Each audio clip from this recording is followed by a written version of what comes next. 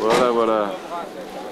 Eugène Lizaud, qui fait ses soirées au cinéma à 105 ans. Olivier, souris, chouchou.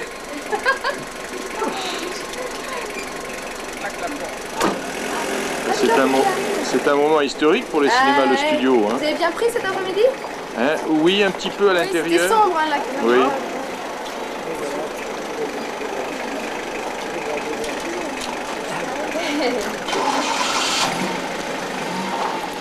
On va peut-être l'accompagner, là.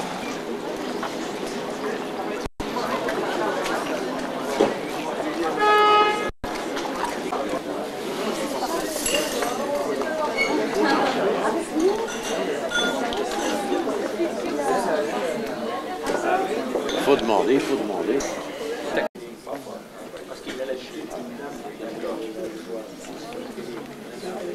Parce que je suis sourd comme un pot, vous m'excusez. Mais vous savez, vous avez beaucoup trop fait. Vous avez, je ne suis qu'un vieux bonhomme qui aurait plutôt sa place dans un magasin d'antiquité. Voilà. Et qui ne peut plus maintenant faire grand-chose que d'applaudir les beaux spectacles que vous nous avez offerts. Voilà. Et je vous remercie infiniment, encore une fois, je vous remercie, et je vous embrasse chaleureusement. N'en croyez pas un mot, Eugène parle très bien, il parle en plus avec la belle langue de Touraine, et si vous lui posez des questions, il sera très heureux d'y répondre, il répondra très bien, je lui traduirai. Ne croyez pas qu'il il a une conversation extrêmement agréable et il a une mémoire de tout. Est-ce qu'on peut lui demander ce qu'il apprécie le plus dans le Canard enchaîné, depuis qu'il le lit? Merci, merci. Qu'est-ce que vous appréciez le plus dans le Canard enchaîné? Oh ben, j'apprécie tout. La verve satirique, alors en tout premier lieu, bien sûr, et puis le talent des rédacteurs, et tous, dessinateurs compris, bien sûr. Ah, oui. Vous avez été un des premiers abonnés? Probablement, très probablement, parce que je suis abonné depuis... j'ai été lecteur d'abord, un des premiers lecteurs du Canard. Je me suis abonné ensuite, oui, quand les circonstances l'ont permis. Et voilà, et je n'éprouve aucun regret, bien au contraire. je continue à le recevoir avec beaucoup de plaisir. Vous n'avez jamais envoyé de poèmes satiriques tels que vous en avez fait récemment, justement avec l'administration? Non, écoutez, je ne sais pas quelle raison. Il y avait certainement quelque chose qui jouait, je ne sais pas, enfin, contre moi, ou alors on considérait que mes choses ne valaient absolument rien, parce que je leur ai envoyé plusieurs fois, enfin, presque tous mes recueils de poèmes, il n'en a jamais été question. Alors, on n'en a jamais soufflé où. Je pensais bien vite consoler. Je ne dormais pas au Canard, bien au contraire, puisque je continue à être un fidèle lecteur. Est-ce que, par exemple, pour... Et un admirateur en même temps. Est-ce que pour les gens de Tours qui sont ici et d'ailleurs, est-ce que ce n'est pas indiscret, Eugène, de vous demander de dire le poème que vous avez envoyé à l'administration il y a 2 ans?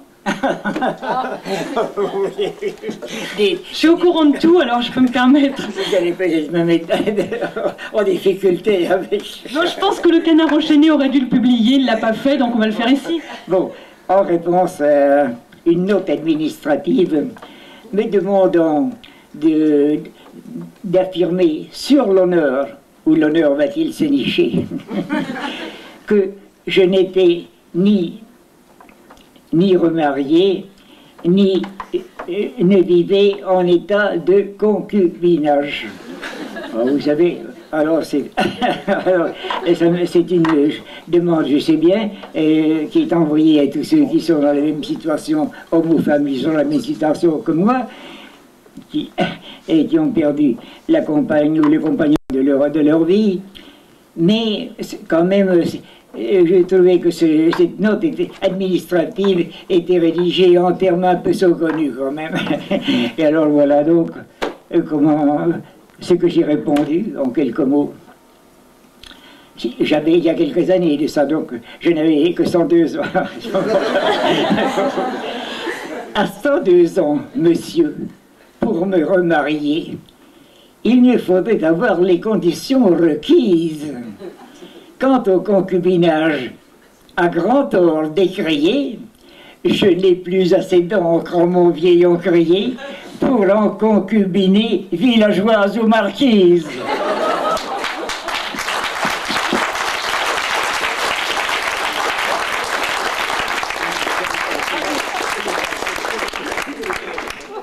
Il ajoute que c'est pas un chef-d'œuvre. Cabu, que le dessinateur Cabu ait fait beaucoup de dessins dans le dernier livre. Oh, mais bien sûr, j'en suis non seulement content, mais enchanté, enchanté, parce que j'admire depuis longtemps le talent satirique de Cabu, alors, et qui vous crayonne en un tour de main, quoi. Oui. Ah oui. Je le connais depuis quelques années déjà, depuis longtemps. Oui. Il est venu me voir dans mon jardin qui est devenu forêt vierge aujourd'hui, parce que je ne peux plus le cultiver. Et oui, j'espère bien le voir à cette occasion. Je ne sais pas si... Est-ce que ça l'embête que... En fin de soirée, quoi. Est-ce que ça l'embête que Cabu ne boive que de l'eau? Est-ce que vous savez que Cabu ne boit que de l'eau? Est-ce qu'il a bu du Vouvray chez vous? Oh là là là là, Cabu ne boit que de l'eau. Pensez-vous, vous n'avez pas vu le compte rendu qu'il avait fait de sa visite dans le jardin du Père Bizot il y a quelques années, si. Hein, vous vous rappelez? Alors, au contraire, il faisait état de plusieurs bouteilles de Vouvray, donc il s'était bien régalé. Alors c'est depuis qu'il s'est mis au régime. Ah, il était venu avec quelques amis d'ailleurs, oui. On avait passé un après-midi assez joyeuse compagnie. Oui. Il faut dire qu'on ne va pas chez Eugène Bizot sans boire un bon Vouvray. Et je pense que ce jour-là, il y a eu plusieurs bouteilles de descendu, justement.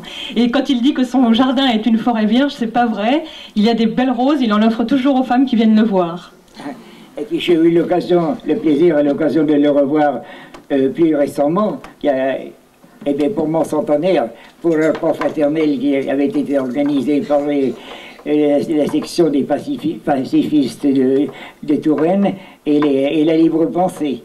Alors, ce repas avait réuni d'assez nombreux amis, parmi lesquels Mé Picret, alors qui avait fait un grand effort et qui était déjà fort touché par la maladie qui l'emportait. Il avait fait un réel effort, malgré les défenses de son médecin. Son médecin l'avait déconseillé fortement. Enfin, elle tenait tellement à venir qu'elle est venue. Et elle avait encore assez d'énergie et de résistance parce que, à la fin du repas, elle a chanté de fort belles chansons de Charles Davray. Le peuple est vieux avec une voix. Je peux me permettre de lui demander un poème, peut-être, parce qu'il les dit tellement bien. Je ne sais pas si vous avez envie d'entendre un poème de Gênes, mais... Malheureusement, elle nous a quittés, malheureusement, dans les premiers jours de novembre qui ont suivi. Eugène, est-ce qu'il vous est possible... Vous savez qu'à chaque fois que je vais chez vous, je vous demande de me dire le poème sur le vin. Est-ce que vous pouvez le dire? Oh. Écoutez, je ne sais pas si ça fera bien. Je vais bien essayer de le dire. Vous allez m'excuser parce que quand même, vous savez, j'ai jamais pris de cours de diction. Alors, je vais essayer de le bafouiller tant bien que mal. Bon. J'aime le vin. J'aime le vin qui dort dans un caveau rustique, le vin de noble souche et de cépages anciens. C'est le lait des vieillards, de la sagesse antique et du gourmet subtil et qui sait choisir le sien. J'aime l'éclat vermeil du chinon romantique. J'aime la mousse d'or du Vouvray magicien qui m'emporte ébloui dans un rêve extatique des hauteurs de Thélème au coteau ligérien. Excusez-moi. J'aime le vin joyeux des vignes tourangelles, le vin des soirs bénis qui nous donne des ailes sous le ciel étoilé de nos bonheurs d'un jour.